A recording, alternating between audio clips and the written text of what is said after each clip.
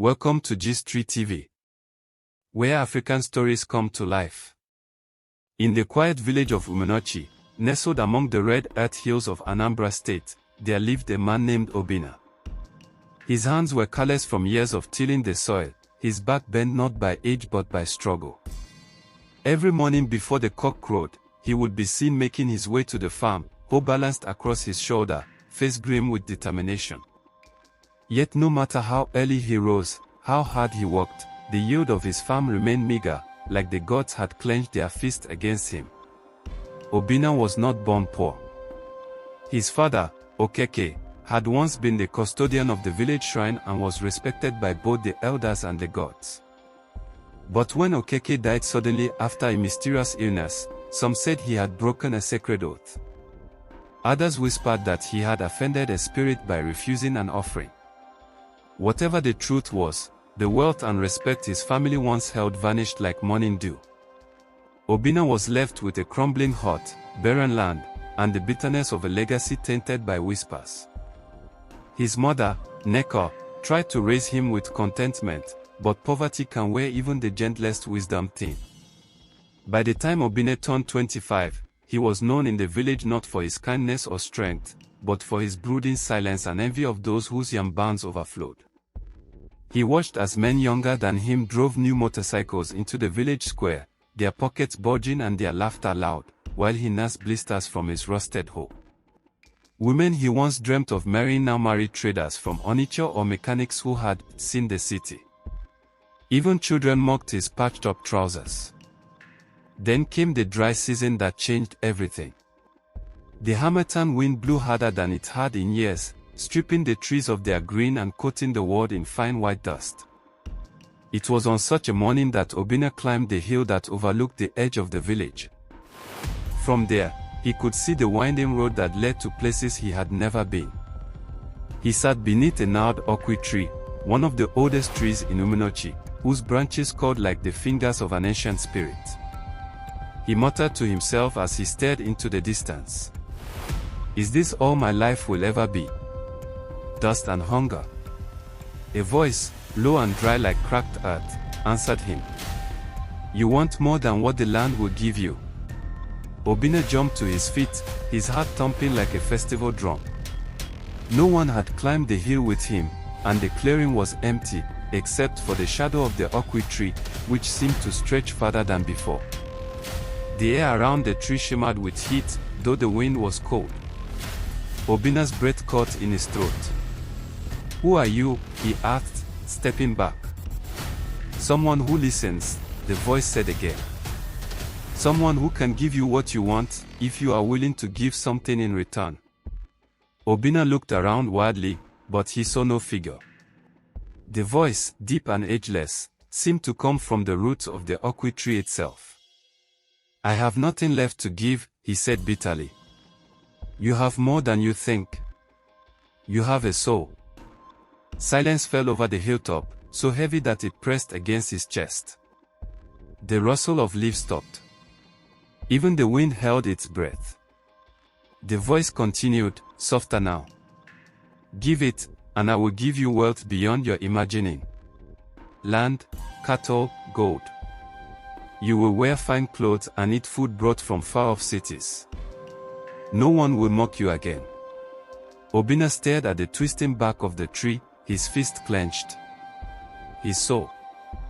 He had heard tales of men who made such pacts in faraway lands, men who paid dearly. But tales were for children, one day. He had nothing. And still, he was afraid. "What will happen to me?" he asked. "You will be rich. You will be powerful. For a time. How long?" "As long as you can carry the weight of your desire." Obinna did not sleep that night. He lay awake in his hut, staring at the bamboo rafters, listening to the sound of goats bleating and crickets singing in the bush. He thought of the yams he could not grow, the women who would never look at him, the laughter he was never part of. His heart ached with a hunger that food could not fill. By dawn, he returned to the hill. "I agree," he said aloud, standing once again before the oak tree. I will give you what you want. The roots of the tree stirred, and a gust of hot wind whipped around him. The air shimmered, and in that moment, Obinna felt something leave his body, like a thread being pulled from deep inside his chest. He gasped, staggered back, and fell to his knees. The voice did not speak again. But when he opened his eyes, there was a leather pouch beside him. Inside it were 10 gold cowries, glowing faintly even in daylight. From that day on, everything changed. Obinna went to the market and traded the cowries with an old Hausa man who claimed to be a collector of ancient relics.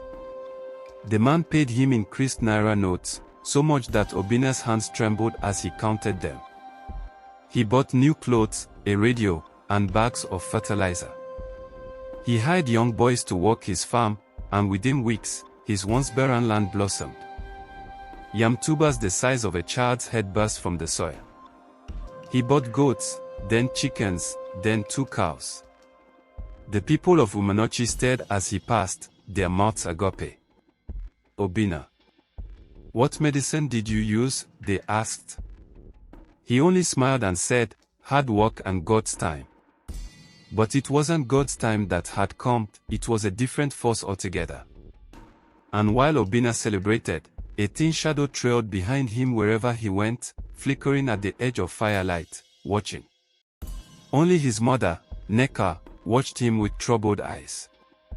She said nothing at first, but one night, as he returned home late from the market, she met him at the door. My son, she said, word that comes suddenly carries a heavy scent. What path did you walk? Obinna looked at her, and for a moment, his chest tightened. But the feeling passed. He kissed her on the forehead and said, the path of blessings, Mama. Do not worry. But Neka did worry. She watched the new livestock with unease, noticed how Obinna's shadow seemed slower than his body. And at night, she heard whispers that came not from lips, but from the wind. Still, Obinna's fortune grew. He began building a new compound with white walls and iron gates. Suitors came from other villages to offer him their daughters. Elders invited him to sit among them at meetings. And at the annual New Yam festival, he was given the honor of breaking the first yam, a privilege once reserved for the oldest titled man. He laughed louder than anyone. He ate more than he ever had. And yet, when he stood alone, when the songs died down and the fire burned low, he felt an emptiness growing inside him. As if the thread that had been pulled from him on the hill was unraveling something deeper. But pride is a thick veil, and Obinna refused to see what lay beneath it. In the months that followed, the weight of his new life would begin to show. But for now, he basked in the light of his rising star, unaware that every fortune built on shadow must one day pay its price. The rains came late that year, and when they did, they came with fury.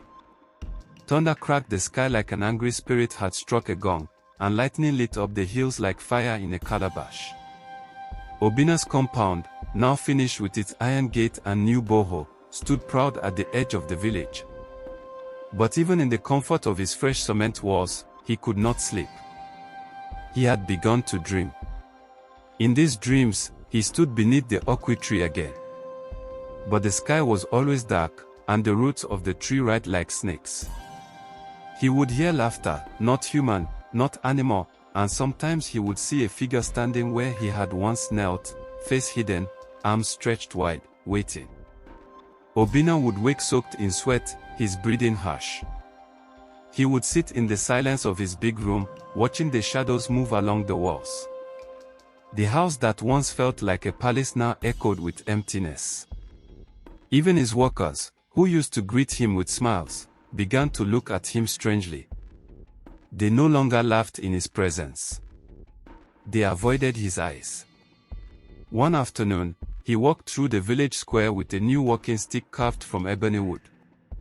The children who used to run up to him now stood back. One girl, no more than 6, whispered to her friend, "Mama said Obinna is no longer just a man." That same week, 2 of his goats gave birth to stillborn kids. The chickens stopped laying. One of his cows stood for 3 days without eating before it collapsed and died. The veterinarian from Oka found no cause. "It is not sickness," he said. "Sometimes, it just happens." But Obinna knew better. He felt it like a stone in his stomach. He went back to the hill. The oak tree stood as it always had, silent, waiting, patient. He stood before it and shouted into the air, "I gave you what you asked. Why is this happening?" The wind answered with a silence that weighed heavier than a curse. He turned to leave, but behind him, on the very spot he had knelt before, he saw something, a crack in the earth, barely wide enough to fit his hand. It hadn't been there before. He knelt slowly, his heart pounding, and touched it. The soil was warm. Not from the sun, but warm like the breath of something alive. He pulled his hand back. From that day, the crack began to grow. Obinna tried to ignore it. He told himself it was nothing. He focused on the business he had started with a trader from Nui, selling imported electronics. The money flowed like palm wine at a wedding.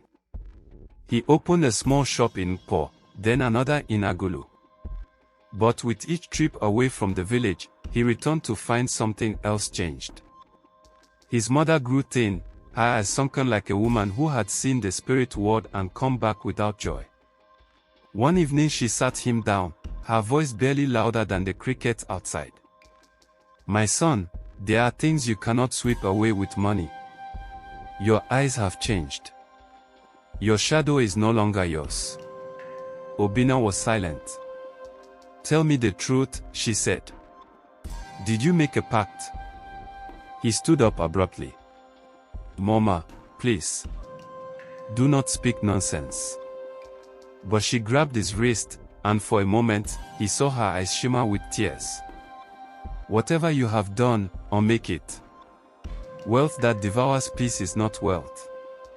He pulled away. "Leave me alone," he snapped. The next morning, Neka was gone. She left no note, no sign of where she went. The villagers searched the surrounding forest. Some said they saw her walking toward the old shrine path. Others swore they heard her singing softly by the stream at dawn. But she was never found. Obinna wandered the compound in disbelief. He called her name until his voice cracked. He wept behind closed doors. But deep within him, he felt the truth. The thing he had traded with did not just want his soul. It wanted all that touched it. His shops began to crumble, first with a fire in Nkpo, then a robbery in Agulu that left 2 people dead and his warehouse ransacked. His name, once praised at council meetings, was now whispered with suspicion. The elders invited him less and less. One even warned him quietly, "People are saying you brought a darkness with you." The young boys he once paid to work his farm stopped coming. One claimed to have seen a figure watching them from the tree line, black as night, with eyes like burning coal. Another said a goat disappeared into the earth without a trace. And then there were the mirrors. At first, Obinna thought it was tiredness. He would glance at the mirror and see something wrong. His reflection didn't blink when he did. Sometimes, it would tilt its head when he remained still.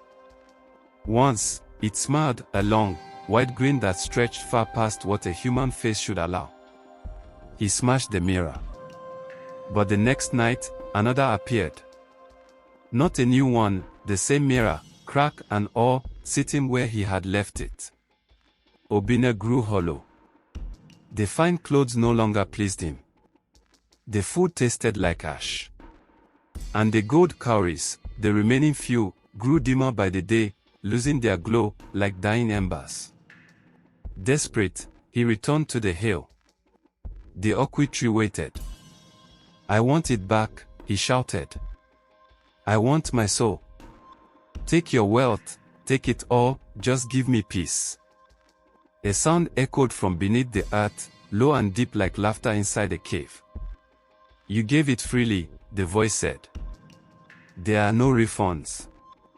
Obinna fell to his knees, his face in his hands.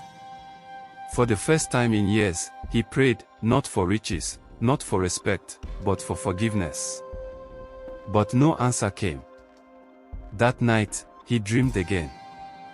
This time, he was in his own compound, but it was overgrown with weeds. The walls were cracked.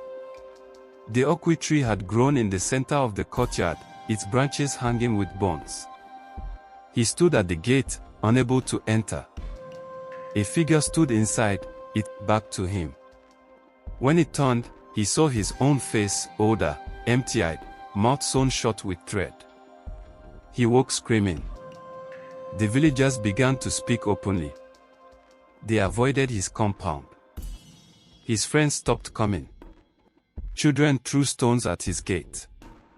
The pastor from the Pentecostal church came once and stood outside to pray, but he left abruptly, pale and sweating. Whatever lives in that place, he said, is not of God. And still, Obinna remained. The wealth had not yet fully vanished, but it had turned sour. His yams rotted in the barn. The borehole dried up. The radios he sold broke within days. Even strangers began to fear him. His name was no longer greeted, it was spat. He stopped going to the market. He walked only at night. And when he did, the wind followed.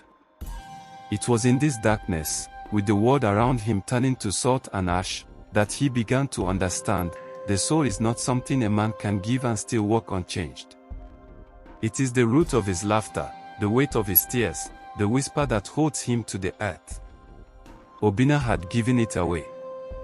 And what remained was a shell, filled not with joy or peace, but echoes of a deal made in desperation. And the crack at the hilltop still grew. The harmattan returned again, as it always did, but this time it seemed colder, drier, more bitter. The wind no longer rustled leaves playfully, it clawed at them, tearing them down to dance in spirals like ghosts. Obinna sat alone in his grand compound, once the envy of Umonochi, now a decaying relic of a dream bought with darkness.